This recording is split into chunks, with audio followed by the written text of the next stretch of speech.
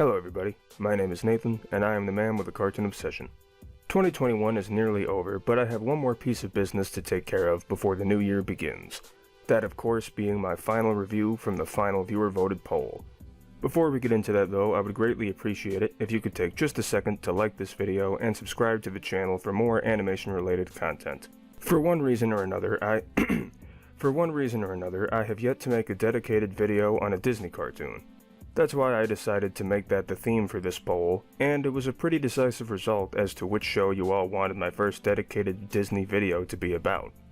I'm going to throw in a spoiler alert for this one just in case you haven't watched this particular show.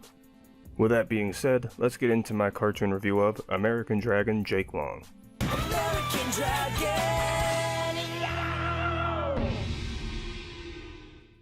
American Dragon Jake Long was created by Jeff Good and it was produced by Walt Disney Television Animation. It aired on Disney Channel from January 21st, 2005 to September 1st, 2007. It ran for 52 episodes over the course of 2 seasons, and it also had a crossover episode with Lilo and Stitch the series.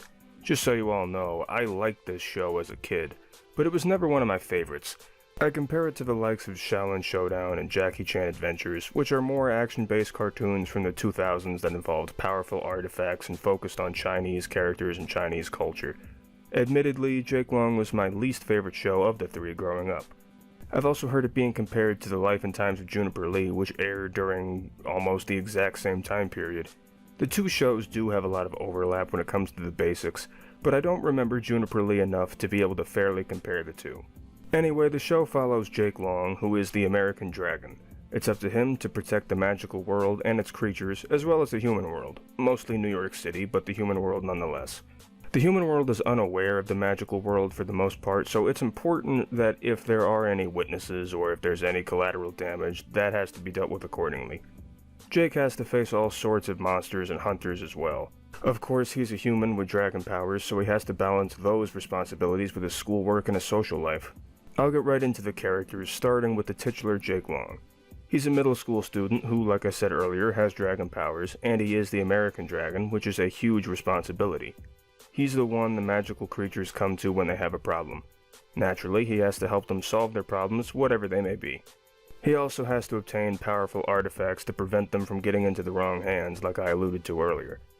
Plus, since he is such a powerful figure, he also has a huge target on his back, mainly from the Hunts clan, but I'll talk about them more a little later. Back to Jake, he's a standard protagonist. He's a hero, but he's cocky and a troublemaker who has a lot to learn, and granted, he does learn a lot throughout the show. I actually think he gets some good development. It's not perfect, but since there are plenty of troublemaking and arrogant protagonists that don't grow at all, I'll take it. Something I don't like about Jake are some of his lines, but I'll talk about the dialogue more later. Right now, though, I have to point out that he stole Swiper the Fox's catchphrase. Aw, man! Oh, man! My least favorite aspect of Jake's character is that he likes to rap, but he's not very good at it. He doesn't do it all the time, but often enough where it feels obnoxious to me. This Halloween we kick out the jams. Kick out the what? The jams, yo, jams! Holla back now, holla, holla, holla back. Kick out the what? The jams, yo, jams! All things considered, he's nowhere near my favorite character. I'd say he's average for a majority of the series, but by the end, he's slightly above average. On to Jake's family, he's trained by his grandfather, Lao Shi. He's a stern teacher who pushes Jake a lot, but it's because he knows Jake's potential and wants him to reach it. He also helps Jake in battles all the time, as he is a dragon as well. He's not much different from other teachers of this variety, but what makes this character for me are his fits of rage. They're always hilarious and entertaining to watch. Then there's Foo Dog, who's Lao Shi's only friend and Jake's magical guardian. He's a magic talking dog and he has a lot of connections in the magical world. He's mainly a source for comedic relief. Some of his jokes are fine, but my issue with him is that he makes these weird noises just about every time he cracks a joke or makes a pun. At least he mixes up his sounds, but it gets really annoying after a while, especially since this happens more than once per episode on average. Jake's mom, Susan, is also a part of the dragon side of the family, but the dragon power skipped her generation. She knows about everything involving dragons in the magical world, though. Her husband, Jonathan, however, does not. He's unaware that he married into a family of dragons until the series finale. That hidden secret trope has always bugged me, and this is no exception, but at least he learns the truth eventually. These two are your basic cartoon parents. Susan is somewhat strict but caring, and Jonathan is kind of an idiot like most cartoon dads. I'll be honest, he's one of my least favorite characters. Jake's little sister Haley falls into that category too. She's a dragon as well, but she is also spoiled and coddled, and everything she does is perfect. I can't stand that character type, and Haley is no exception. These two characters have their moments, so they're not completely awful or irredeemable, but I still don't really like them. The only other character I really don't like is Brad Morton, a typical jock and bully in Jake's class. He's stupid, he's boring, and he's generally unnecessary. Jake's best friends, Trixie Carter and Arthur Spud Spadinsky, on the other hand, are actually characters I really enjoy. Trixie is confident and not afraid to stand up for herself or her friends. She's also very helpful to Jake and Spud. She can have an attitude at times, but she does deal with some interesting characters in her friend group, so it's not unwarranted. As for Spud, he's the more laid-back member of the trio. He's an idiot who's actually a genius.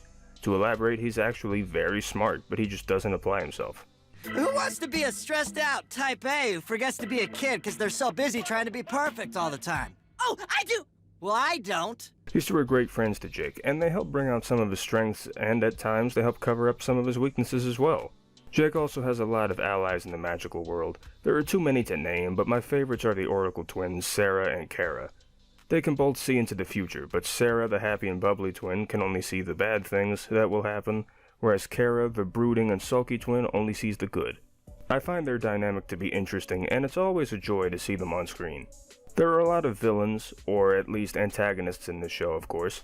None of the minor villains interest me, so I'll get right into the major ones. I'll start with Professor and later Principal Hans Rotwood. He's a lunatic who's constantly trying to prove that magical creatures exist, to no avail.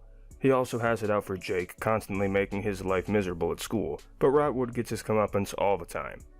I don't think it's fully accurate to call Rotwood a villain. He's an antagonist, but he also helps Jake out a few times, so it's not like he's evil. One thing's for sure though, he's up there for the most entertaining character in the show. Oh, so we have a comedian on our hands. Well, here's a joke for you, Mr. Haha. Knock, knock. Who's there? You're failing my class! One of the major villains in the show is the Dark Dragon. He feels threatening without a doubt, and I like the character, but I don't feel like he was featured enough for me to get fully invested. The main villains in this show are the Hunts clan, led by the Huntsmen. They're a group of hunters, mainly dragon hunters, but they capture other magical creatures too on occasion. Most of the members of the group are nameless and faceless, but the most notable members include the Huntsman, the leader. He's an intimidating figure. He gets a lot of screen time. We get to see how he became the leader of the Hunts clan, as well as other evil deeds he's done in the past. He's a believable villain, the most believable villain the show has to offer, in fact.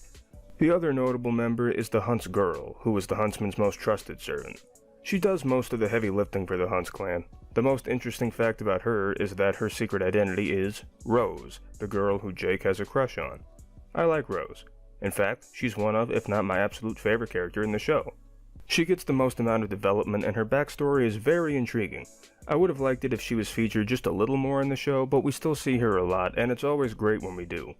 Like I said, Jake and Rose know each other from school and it takes a while for them to figure out who the other really is. Jake and Rose's secret identity should be obvious to each other from a logical standpoint, but that would take out their entire arc if they were able to figure it out so easily, and their arc is one of my favorite parts of the show. It's where we see the most development from both characters. It takes a lot of twists and turns, and it has a satisfying conclusion. Plus, I have a little bit of nostalgia for this arc. The Homecoming episode is the only one I kind of vividly remember from when I was younger, and it's also one of my favorites. Unfortunately, the show feels like it's about 75% fluff after that episode. That problem could have been fixed if the order of episodes was a little different. I will say though, even some of that fluff is enjoyable. The show is story-based, I guess you could say. A lot of the episode's plots are predictable, but they work. It starts out as a fight of the week show, as is common for a series of this variety, but the story develops as it progresses. It's mostly made up of double-length episodes, but a few of them are broken up into two 11-minute segments. These shorter segments are usually more on the comedic side, and they don't really focus on the overall story. Not every longer episode does either, but there is a lot of continuity in this show. However, some episodes were aired out of chronological order, so it can be a little confusing. For example, one episode in which Trixie and Spud already know Jake is a dragon aired before the episode in which they actually find out. That's one example, but there are a few of these types of inconsistencies. It's only a problem if you're watching the episodes in the order they aired. There are other inconsistencies too, though, ones that don't have anything to do with the order in which episodes are aired. For one, Lao Shi tells Jake to erase his friend's memories when they find out the truth, but he doesn't, and they just join in on the magical world business without any sort of conflict. Lao Shi never questions this once, and I don't understand why, since he said it was important that they didn't find out about his dragon powers. Another instance is that the huntsman was fooled into thinking the huntsgirl slayed the American dragon twice. He questioned it the first time he fought the dragon again, but not after the second time he was fooled, and the huntsgirl wasn't punished for this. That whole arc seemed like they were going in circles, and it was the huntsman's dumbest moment in the show. Also, Lao Shi acts like his electronics shop is such a big deal when he gets competition, but it's also been established that they've never actually made a sale. It's more of a front for dealing with magical creatures and Drake's dragon training than anything else. I also want to mention that some decisions that are made seem like they should have had greater consequences and different effects than they did. Life-altering decisions are made in this show, after all, and some of them just don't feel all that impactful. Finally, the effects of some artifacts that are supposed to be permanent inexplicably wear off between episodes. That happens in many shows, but I still see it as an inconsistency, albeit a minor one. This is a random thought that kind of ties in, and I'm probably thinking too much about this, but whenever Jake sneezes in the show, he sneezes fire. Does that kind of thing always happen? That must be inconvenient, not to mention dangerous. Another question I have is, how deep does the magical knowledge go? There are several characters who are posing as humans but are actually magical creatures, but I wonder if any government organizations know about the magical world. I'm actually surprised this show doesn't take that angle, but at the same time that's been done a lot, so I'm glad they stayed away from it. One more story-related note I want to mention is that the show puts an interesting spin on some of these typical magic plots. For example, there's an episode that involves people being shot with Cupid's arrows, which of course makes people fall in love. However, when people are already in love with someone, being shot with Cupid's arrow makes them hate that person. This may have been done before, but it's the first time I've seen it. All in all, the story may be safe and predictable for the most part, but it does take some risks that pay off. It's still enjoyable and fleshed out well enough, despite some issues I already mentioned. The first season starts the show off strong, and the second season builds on that with great character and plot development. The show does have its more serious moments, but it's also pretty funny. Not every joke is gold, but I found myself laughing at something in every episode. The animation is usually pretty good. There are some noticeable errors, but nothing major, and it's nearly impossible to find a show that doesn't have any errors. As for the art style, I like it in Season 1, but the redesign in Season 2 feels like a downgrade to me. Some characters look completely unrecognizable, and not for the better. The worst redesign in my opinion is Jake's dragon form. I already didn't like the original design that much, but it looks significantly better than the redesign. I hate Brad's redesign too, almost as much as Jake's dragon form. I will say I prefer Spud's hair in Season 2, as well as Haley's dragon form, and I actually think Rose's redesign is an improvement, but that's really it. That being said, I got used to the redesign as I was watching the second season. I won't go as far as saying that I like it, but it doesn't bother me as much as it did originally. Season 2 also adds scenes into the end credits, which I also enjoyed seeing.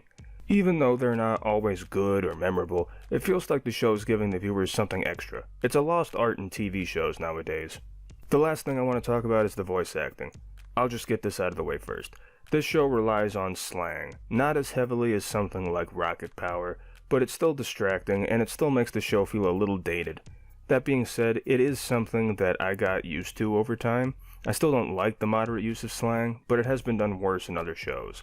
I also never cared much for Jake's voice. Don't get me wrong, Dante Basco is a good voice actor. After all, he's the voice of Zuko, which is one of my favorite voice roles in Avatar, and Jake's voice itself is similar, but it's mostly the way he talks that I just don't care for. Again, like with the slang, it feels like he's trying too hard to be hip. I lightened up on his voice while watching the show, but I'm still not a fan. The voice acting as a whole is great though, and I'll talk about a few of my favorite roles.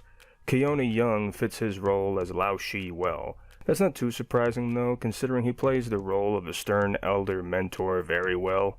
I also really enjoyed John DiMaggio's performance as Foo Dog. It's not the best magic talking dog role he's ever had, but he still brings the character to life and brings his charm to the role. I might not like Jonathan Long that much, but I think Jeff Bennett did a great job with the character. Then again, Jeff Bennett is no stranger when it comes to voicing cartoon dads, with Dexter's dad probably being his most well-known role in that department. Lastly, I really enjoyed Mae Whitman's performance as Rose.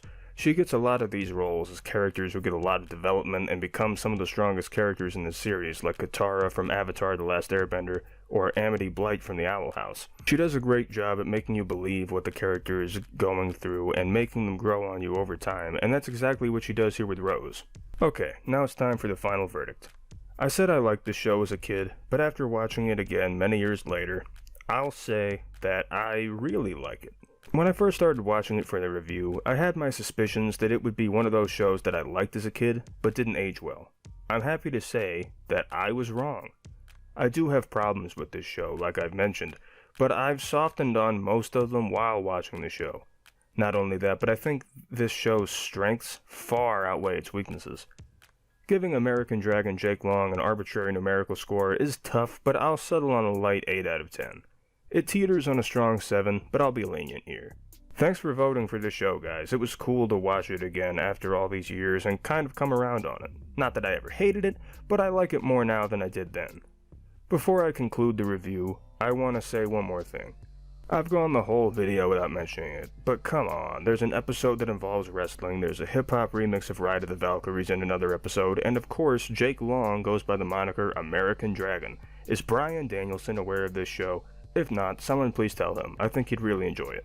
I'd kiss you if I didn't think you'd slap the living daylights out of me. Ooh, good call. I like kisses! Thank you guys so much for watching the video. If you have any other cartoons, anime, or other animated works that you want me to talk about in the future, please let me know. After all, it's not my channel, it's our channel. Don't forget to like, comment, subscribe, and feel free to check out my social media pages, audition for an outro, and join the official Cartoon Obsession Discord, the links for all of which are in the description below. Thanks again for watching, and I'll see you all next time. Hello, I'm Dr. Heinz Doofenshmirtz, and before I take over the entire tri-state area, I want to thank you for watching Cartoon Obsession.